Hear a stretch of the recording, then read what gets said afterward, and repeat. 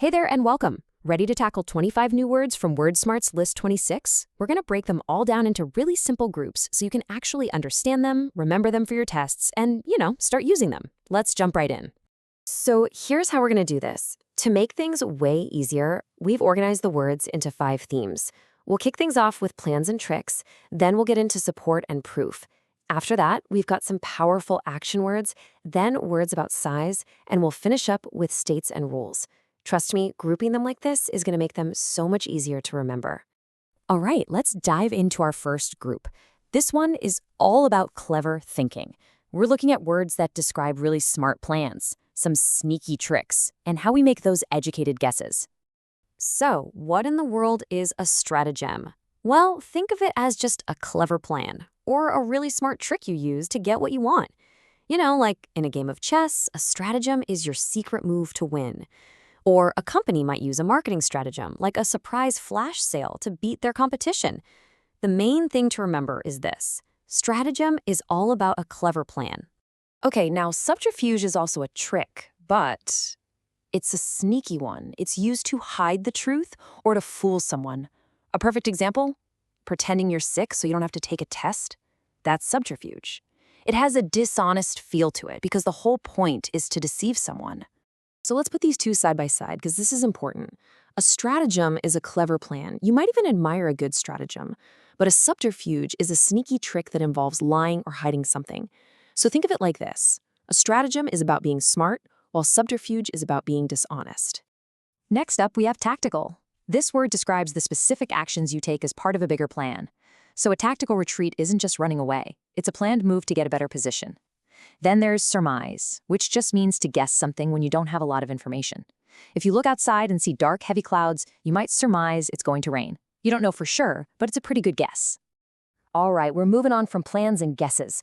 Our next set of words is all about building things up. These are words for giving help, for proving that something is true, and for having just enough of what you need.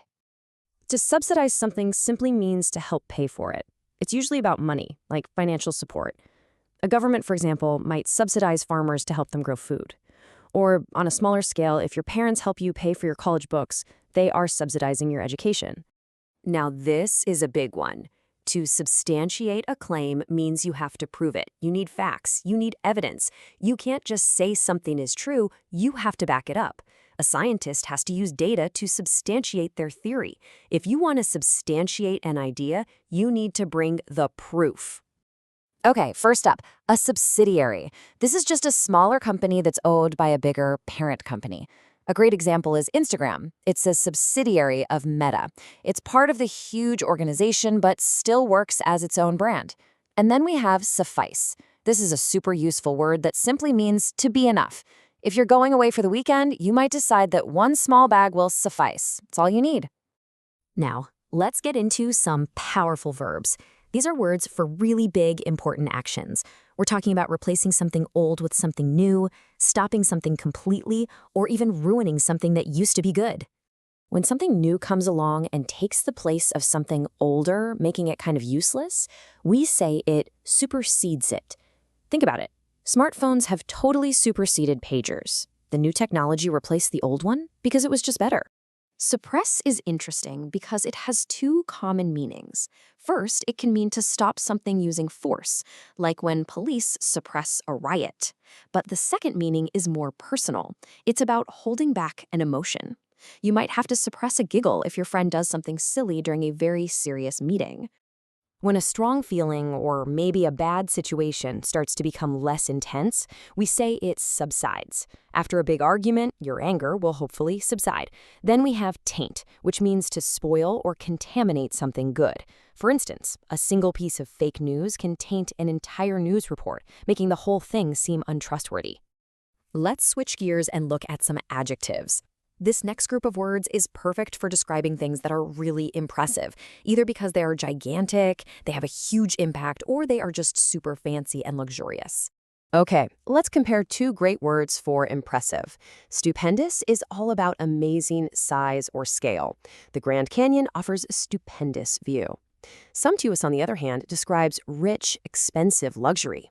You might have a sumptuous feast at a wedding with amazing, costly food.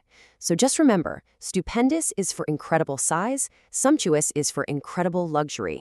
Here are two words that describe widespread effects. Sweeping changes are changes that affect a lot of things all at once. A new boss might make sweeping changes to the office rules. But a systemic problem is different. It's a problem that's built into the very foundation of a system. It affects everything because it's part of the structure itself. Oh, this is such a beautiful, descriptive word. Imagine at sunrise when that soft golden light slowly spreads and fills your entire room. You could say the room becomes suffused with light. You can use it for feelings, too. At a championship game, a feeling of excitement might suffuse the entire stadium. And for our last section, we have a fascinating mix of words. These describe different conditions of being, really important rights that people have, and even the basic rules that hold our language together. The word stout can be a little tricky because it has two common meanings. First, physically, it means strong, thick, and sturdy, like a stout coffee mug. But you can also be stout in your character, which means you're brave, firm, and really determined. Someone could be a stout supporter of a cause, meaning they never give up. The context will tell you which one it is. This slide covers 3 different states or conditions. First, a stupor. That's a mental state where you're dazed and confused, maybe after a shock or an injury. Next, supine is a physical position. It just means you're lying on your back, facing up. And finally, being susceptible means you're easily influenced or harmed by something. For instance, if you don't eat well, you might be more susceptible to getting sick. This is a very specific and incredibly important word. Suffrage means one thing: the right to vote in elections. The women's suffrage movement was a historic fight for women to gain that right. It's a really key word in history and social studies. And for our last 2 words, a supplication is a very humble, very serious request. It's way stronger than just asking for something. It's more like begging or praying. And syntax, that's all about the rules of grammar that tell us how to arrange words to make a good, clear sentence. The cat sat on the mat has correct syntax. It just makes sense. And there you have it, 25 new words for your vocabulary toolbox. But remember, the absolute best way to make these words stick is to actually start using them. So here's my challenge to you. Which one of these new words are you going to try and use in a sentence today? Thanks so much for joining me, and keep practicing.